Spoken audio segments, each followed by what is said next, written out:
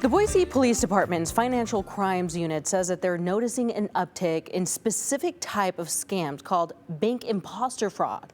And joining us today is a Boise Police Detective Brad Thorne to share some of those tips on avoiding that scam. Can you tell us a little bit more about that specific scam? Yeah, bank imposter scams are not anything new, but there is a different way about it that they're going about it now.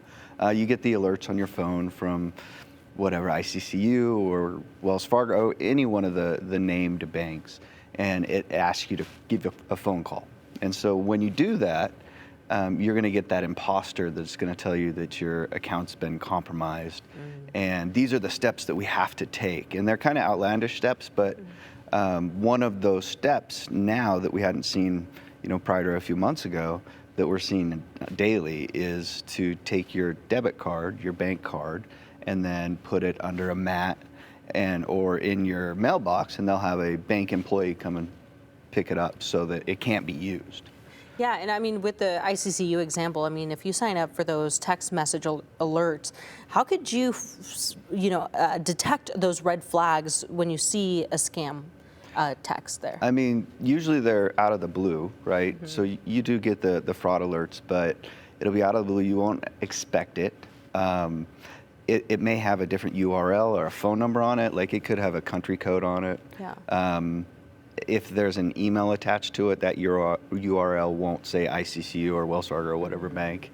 And the key with any alert that you get, because you get tons of alert scams, is don't call the phone number on it. Mm-hmm. I mean, if your bank is telling you that there's a fraud on your account, then call the bank. Google it yourself or go down to the branch and talk to somebody. Don't ever believe anything that comes over on your phone. Yeah. Accidents happen. Maybe someone clicked that link, but if someone feels like they were scammed, what should they do at that point?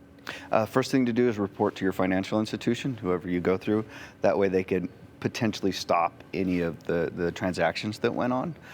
If you see any fraudulent transactions, they can stop those. And then your local police department, so that we can assist if there's two banks involved, communicating with both and try to recover anything we can. And when you reach out to your local law enforcement, that's the non-emergency number. Can you Correct. Provide that information? Correct. Yeah, it's just call you can look it up and call the non-emergency number, not 911. Okay. And you can do that. You can go down to your bank and then on your cell phone just reach out to Boise Police Department, Ada County, or whoever whatever jurisdiction you're in. Yeah, and at the end of the day, keeping the next person safe, right? At that point. Thank Absolutely. you so much for being here. Appreciate all the tips and tricks there. Yeah. We'll be right back after this.